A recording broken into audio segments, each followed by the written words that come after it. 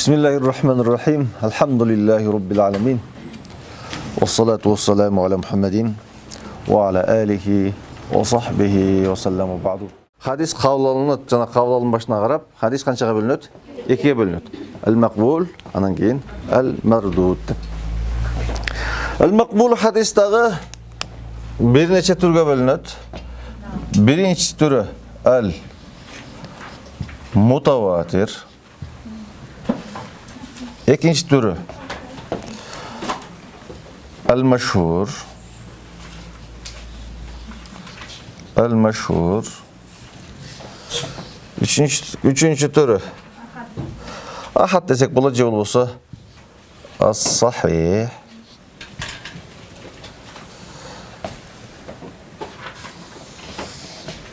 Dördüncü türü el-hasan dep bilinir.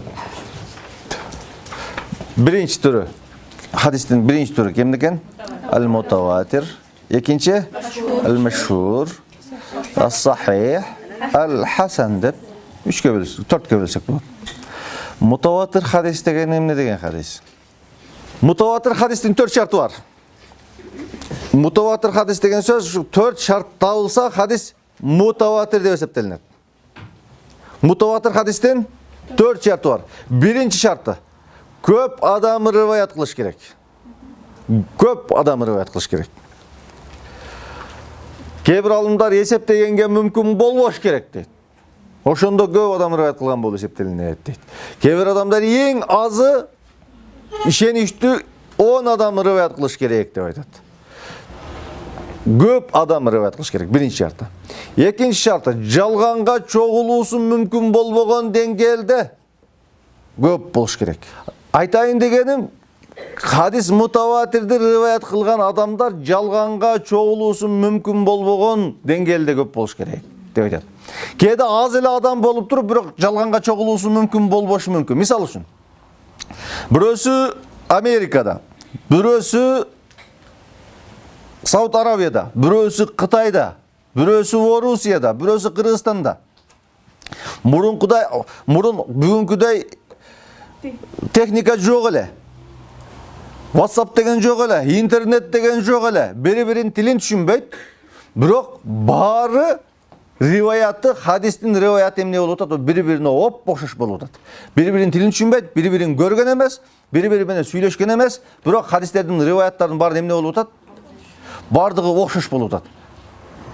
Бул демек аз эле адам да 10 эле адам риваят кылып атат. Бирок баары чогулуп жалган риваят кылышы мүмкүн эмес деңгээлдеги даражага жеткендиги үчүн бул хадис эмне болуп эсептелинет? Мутаватир болуп эсептелинет. Демек, биринчи шарты көп адам риваят кылыш керек. Экинчи шарты жалганга чогулуусу мүмкүн болбош керек. Үчүнчү шарты ошо риваят кылган адамдар ар бир чынжырдын башынан аягына чейин көп болуш керек. Чынжырдын башынан аягына чейин көп болуш керек. Пайгамбардан көп адам угуш керек. Көп сахабадан көп табиин угуш керек. Ушинтип хадис бизге жеткенге чейин көп адам риваят кылыш керек. Ошондо хадис эмне болуп эсептелинет? Мутаватир хадис деп эсептелинет. Үчүнчү шарты. Демек, көп ар бир чынжырдын башынан аягына чейин болуш керек. Төртүнчү шарты hadisти риваят кылганда хисси риваят кылыш керек. Хисси деген сөз сезүү органдары менен риваят кылыш керек. Мен пайгамбар саллаллаху алейхи ва салламдын айтып жатканын уктум. Мен пайгамбарды көрдүм деген сыяктуу, кармап көрдүм, угуп көрдүм деген сыяктуу эмне менен риваят кылган болуш керек? Хисси, байкы сезүү органдары менен риваят кылган болуш керек. Айткан экен, болгон экен деген сөздөр жарабайт. Айтыптыр, болуптур деген сөздөр эмне болбойт? Жарабайт. Бизге ошо риваят кылган адам эмнени риваят кылыш керек? Дал өзүм көрдүм, уктум деп хисси риваят кылыш керек. Ушул 4 шарт табылса хадис эмне деп эсептелинет? Хадис мутаватир деп эсептелинет. Мутаватир хадис Бұл Құран-ы Кәрим сияқты күшті хадис. Аят Kur'an аяттары сыяктуу күчтүү хадис. Ким мутаватир хадисти жокко чыгарса, динден чыгып капыр болушу толук ыктымал. Мындай хадис жок десе, же пайгамбардын хадисинде келген, мутаватир хадисинде келген өкүмдө мындай өкүм жок десе, ал адам динден чыгып калышы толук ыктымал, коркунучу бар. Анткени эмнени кайтарып атат? Мутаватир хадисти кайтарып атат. Мутаватир хадис бул илм якини, баягы якинди туюндура турган, сен өзүң көзүң менен көргөн сыяктуу риваят кылынган нерсени эмне деп айтылат? Мутаватир хабар деп айтылат. Демек, мутаватир хадис күчтүү хадис, 4 шарттуу табылыш керек. Мутаватир хадисте ким чаңган болсо, динден чыгып капыр болуп калышы толук ыктымал. Мутаватир хадис көп адам риваят кылгандыктан, мутаватир хадисти риваят кылган адамдар мусулман болушу шарт эмес, адилеттүү болушу шарт эмес. Мутаватир хабарды риваят кылган адамдар мусулман болушу шарт эмес, адилеттүү болушу шарт эмес. Аябай көп адам риваят кылганда, анын ким риваят кылган адамдары адилеттүү деп айтыш эмне эмес, шарт эмес. Мен азыр ушул бүгүн Америка деген нерсе жок. Ал жөн эле элдин көзүн бояп атат десе, мен сөзүмө ишенесиңерби? Неге? Көргөн жок эч ким. Бирок бизге эмне келген? Мутаватир хабар келген бизгечи. Мутаватир угула берип жалганга чогулбай турган деңгээлде көп хабар уккансың, мутаватир хабар уккансың. Ошондуктан сен буну өзүң көргөндөй, көзүң менен көргөндөй, өзүң барып колуң менен кармап көргөндөй ишенесиң. Мутаватир хабар деген кудум ушундай хабар. Ага мутаватир хабарды риваят кылган адамдар мусулман болуусу, адилеттүү болуусу эмне эмес? Шарт эмес. Түшүнүктүбү? Мутаватир хадис экиге бөлүнөт. Лафзый, маанавий деп. Мутаватир хадис лафзый бул пайгамбар саллаллаху алейхи ва салламдын айткан сөзүнү өзүндөй кылып риваят кылууну хадис мутаватир лафзый дейт. Пайгамбар саллаллаху алейхи ва саллам айткан: "Мен казаба алейя мутааммидан фальятабавва мақадаху минан нар." Кимде ким мен айтпаган сөздү айтты деп айтса, тозоктон өз жайын даярдай берсин деген хадис. Мутаватир бир эле хадис бар. Мутаватир лафзый бир эле хадис бар. Башка хадис жок. Мен казаба алейя мутааммидан фальятабавва мақадаху минан нар. Мен айтпаган сөздү ким айтты деп айткан болсо, тозоктон өз жайын даярдай берсин деген бир эле хадис бар. Мутаватир манави 500-дün тегерегинде хадис бар. Мутаватир манави 500-ге дагы, балким 500-ге дагы жетпеши мүмкүн. Мутаватир манави. Мутаватир лафзый деген, демек, пайгамбарыбыздын сөзүндөй, өзүндөй кылып риваят кылууну мутаватир лафзый дейбиз. Мутаватир манави сөздүн мааниси окшош. Мисал үчүн, пайгамбарыбыз саллаллаху алейхи ва саллам жума хутбасында жамгыр тилеп Кудай Таалага жалбарып дуа кылганда эки колун көтөрүп дуа кылды. Пайгамбарыбыз саллаллаху алейхи ва саллам эл менен журт менен чогулуп истисқа намазына чыкканда, талага чыгып истисқа намазын окуганда колдорун көтөрүп пайгамбарыбыз эмне кылды? Дуа кылды. Пайгамбарыбыз саллаллаху алейхи ва саллам ажылык мезгилинде тавафта жүрүп эки колун көтөрүп дуа кылды. Пайгамбарыбыз саллаллаху алейхи ва саллам Арафатта тоонун үстүндө эки колун көтөрүп дуа кылды. Кайер мутаватир болуп атат? Эки колун көтөр. Хадис ар кандай хадис, окуя ар кандай окуя. Бирок эки колун көтөрүп дуа кылды деген жери бардыгы эмне болуп атат? Бардыгы маанилери окшош болуп атат. Ушуну мутаватир манави дейт. Хадис мутаватир манави дейт. Хадис мутаватир манави дагы мутаватир лафзый сыяктуу күчтүү хадис болуп эсептелинет. Мутаватир лафзый дагы манави дагы жогоруда айткандай илим, якин илимини туюндурган, ишеничтүү илимди туюндурган, кабар болуп эсептелинет. Hadis maşhur. Başında bir adam rivayet kılıp birinci doğruda. Bir C ki mutavatirdin darajasına birinci doğruda mutavatirdin darajasına jetpegen adam rivayet kılıp keyinki doğruda köp adam rivayet kılıp kesse oşol hadiste ne dep aytabыз? Hadis maşhur dep aytabыз. Hadis maşhurdagı mutavatir siyaktуу күчтүү hadis. Mutavatir siyaktуу ança mınça ayatlardı aam bolup kelgen ayatlardı taksis kılıp özgörtөт. Ança mınça ayatlarga ziyada koşumça alımça boluşu ıhtimal maşhur hadis menen. Bирок kimdeki maşhur hadisти çansa al adamды kapır dep ayta alбайбыз, al adamды fasık dep aytылынат. Biraz mutavatirge karaganda maşhurdun darajası emnerek, tömөнөрөөк. Mutavatirdi çansa adam dinden çıkıp kapır boluşu tolu ıhtimal. Alımların arasında talaşması ile köpçülük alımlar mutavatir hadisти çangan adam dinden çıkıp kapır bolot dep aytkan. Ошондуктан kapır bolot dep aytпайбыз. Mutavatir hadisти çangan adam dinden çıkıp kapır boluşu ıhtimal, mümkün degen söz. Maşhur hadis demek birinci doğruda azada bir adam же эки адам rivayet kıldı. Anan keyinki doğruda emne bolup ketти? Көп adam rivayet kılıp ketти. Ушул hadiste эмне деп айтабыз? Hadis maşhur dep айтабыз. Түшүндүңүзбү? Maşhur hadis боюнча маселе жокпу? Андан кийин биздин маселебиз буларга жете элек биз негизи, буларга дагы өзүнчө келип токтолобуз.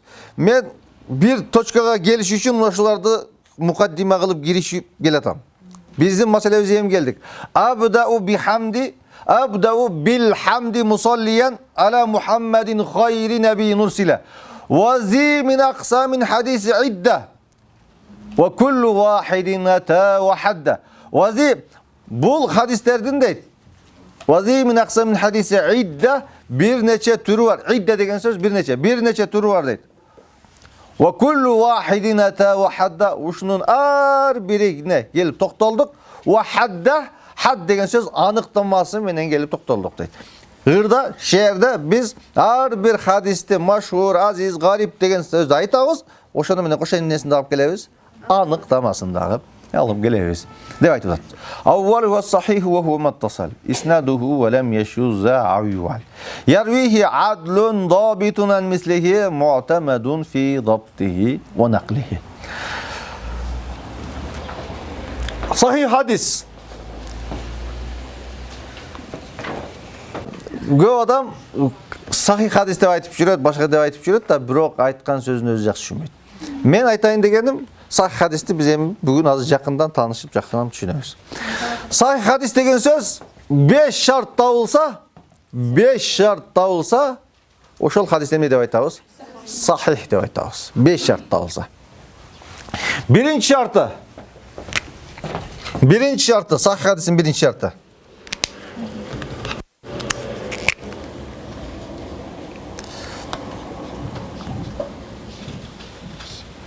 Al-ittisal. Birincisi emne oluş gerek? Al-ittisal. Çıncır hadis paygambardan kim uktu? Sahaba Umar uktu. Umardan kim uktu? Umar ibn Abdülaziz uktu. Abdullah ibn Umar uktu degen siyaktı. Çıncır palancadan palanca uktu. Palancadan palanca uktu dep çıncır emne olan boş gerek? Ulangan boş gerek. Çıncır üzülgende hadis sahih bolu eseptelinbey kalat. Jarayбы? Avvaluhu ittisal dedik. Andan keyin ekinci. Al-adale. Hadisleri rivayet kılan adam adiletli boluş gerek. Adiletli adamdan gana hadisi kabul alınat. Adiletsiz adamdan hadisi kabul alınbaydı. Hadis sahihten 5 şartı var. Birinci şartı ittisal. Çıncır ulangan boluş gerek. Çıncır üzülbeş gerek. Palancadan uk palancadan palanca uktu dep çıncır ulangan boluş gerek. Ekincisi rivayet kılgan adam adiletli boluş gerek. Adiletli degen söz musulman, balagатка жеткен, акыл эси жайында, чоң күнөө кылбаган, кичине күнөөнү ар дайым кылбаган, адамгерчиликтүү мурубалуу адам болуш керек. Илгери хадисти риваят кылганда туруп жеген адамдан туруп тамак ичип койсо, эмне алышкан эмес? Хадис алышкан эмес. Эмнеге? Анткенде мурубасы жок деп. Муруба деген сөз коомдон коомго elden jurtqa, makanga, zamanга qarab özgörüşü mümkün. Muruva деген söz adamdardın göz qarashında tömön deb eseptelgen nerseni kılgan adamda hadis alınbaydı. Muruva adamdan adamga qarab dagı özgörüşü to'liq ıhtimal. Misal üçün, men sabakka bергeni geldim. Kostümümdü giydim, galstuktu taktım, ak şapkeni giydim, apapakay krasovkani giyip geldim. Da sabak tutam sizlerge. Unutpay sabakты öğresiңер, күнгөр gelip çıkıp ketkенден эмне деп айтасыңар? Агай, чөтө 1-2 шари ары бери кыймылда баштаптыр деп айтасыңар. Туурабы? Кимдир бирөөлөр көңүл бурбашы мүмкүн да, бирок ал мурувага эмне мурувага туура келбеген нерсе, мурувага туура келбеген иш. Ошондуктан адамдардын көз карашында ал эмне деп эсептелип атат? Төмөн деп эсептелинген нерсе болуп атат. Ошондуктан ал адамдын хадиси эмне кылынбайт? Кабыл кылынбайт. Үчүнчүсү аддаб аттам болуш керек.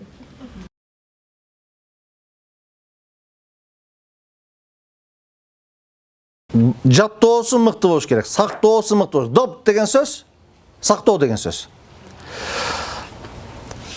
Жаттаган нерсесini мыкты жаттаган болуш керек. Бүгүн башка сөз сүйлөп, эртеге башка сөз сүйлөгөн болсо, жаттоосу кээде чыкты болгон болсо, хадис сахих деп эсептелинбей калат. Сахих болуш үчүн эмне болуш керек? Жаттоосу мыкты болуш керек. Жаттоо аддаб эки түрдүү болот. Биринчи түрү зиеди доп содыр деп коет, жаттоосу зиени мыкты болуш керек. Экинчиси доптул китаба деп коет. Мына жазып атасыңар да? Мол жаздым мыки. Мына бизден уккан нерсени эмне кылып атат азыр? Ушул жерге жазып атат да. Мына ушул жазган нерсесини капырдын, фасыктын, дин бузардын, дин безердин колуна түшүрбөстөн эмне кылган болуш керек? Сактаган болуш керек. Экинчи башка бирөөгө айтып бергенге чейин. Анткени эгерде фасыктын, дин бузардын башка адамдын колуна түшсө, могу жазып атат да.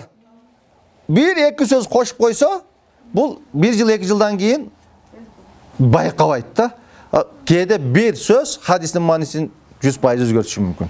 Ошондуктан доп китаба деп коюшу жазган нерсесин эмне кылган болуш керек? Мыкты сакташ керек. Ушуну доп китаба деп коет. Доп тама жаттоосу мыкты сонун болсо, ошондо гана эмне болот? Хадис сахих деп эсептелет. 4-ші шарт адам шузуз. Хадис шаз болбош керек. Шаз болбош керек деген сөз күчтүү хадис өзүнөн күчтүүрөөк хадиске каршы чыкпаган болуш керек.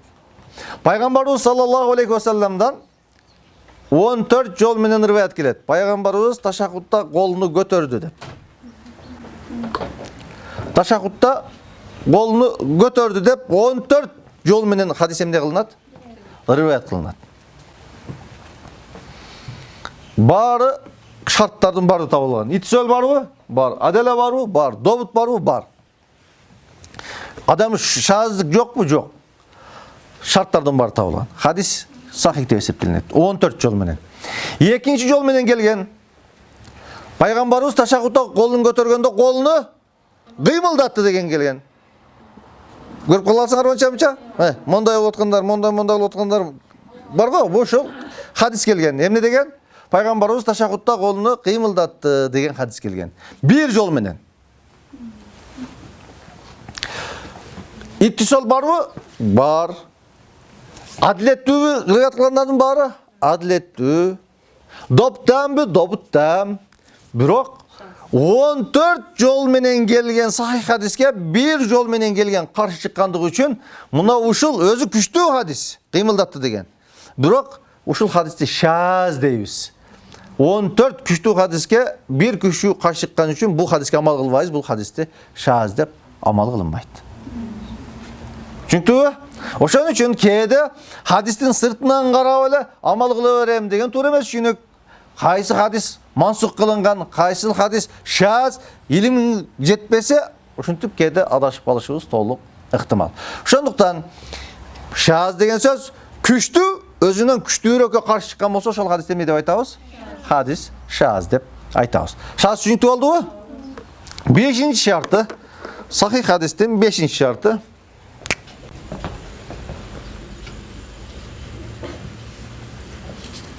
adamul illa.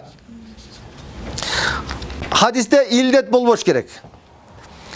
İldetin bir neçe türü var. Bizge bodaga kelip toktolobuz. İldetin aябай türü көп.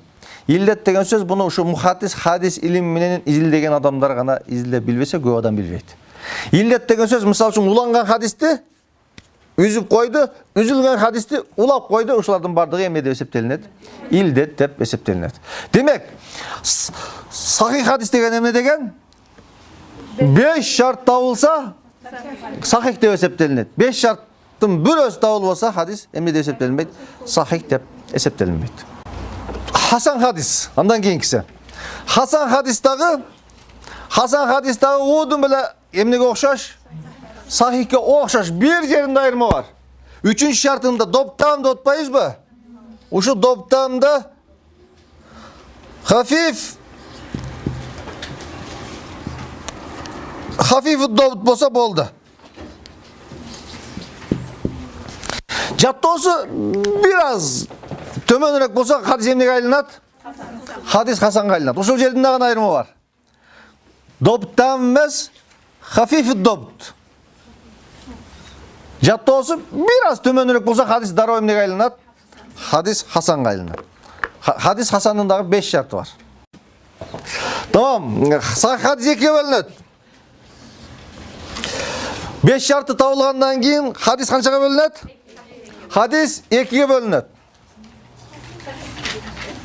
Sahihun li zatihi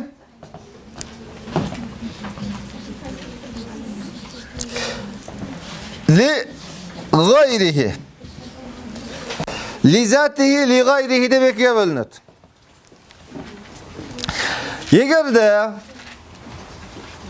hadis 5 şarttın bari табылса, hadis özünün zatında emne dep esептелинет? Sahih dep esептелинет. Sahihun li zatihi 5 şarttın bari табылды деген söz. Ekinçisi, eger hadis özü hasan hadis da, jattoosу төмөнүрөөк эле. Бирок bir rivayet menен geldi hasan jolu menen, ekinci rivayet menen geldi hasan jolu menen, üçüncü rivayet menen geldi hasan jolu menen. Hadis emneye götөрүлөт? Biri-birin küçötüp kavar göğürgön sayın emneye kılar, biri-birin çınjır göğürgön sayın biri-birin küçötöt, biri-birine kuvat beret. Ошондуктан hadis emneye götөрүлөt? Sahihun li gayrihi, özünün zatında sahih emes, bирок janındağı başka rivayet çınjırlar gelgендиги үчүн hadis emneye götөрүлөt? Sahihun li gayrihi, başkalar sebepti hadis sahih darajasına götürülür. Hadis hasan da ikiye bölünür.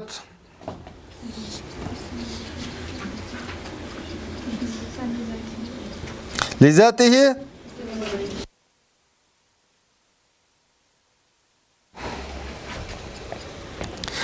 eger de jogorda aytkандай 5 şart табылса hadis, бирок жаттоосу biraz төмөнүрөөк болсо hadis эмне болот дедик? Hasanга айланат дедик. Туурабы? Бул ушул hadisти не деп айтабыз? Hasanun li zatihi деп. Бизге күчсүз hadis риваят кылынды. Алсыз, күчсүз hadis риваят кылды. Могу чынжыр менен, бир чынжыр менен бүт күчсүз hadis риваят кылынды. Экинчи чынжыр келди пайгамбарыбыздан бизге чейин. Ал дагы күчсүз hadis. Үчүнчү риваят келди. Эмне?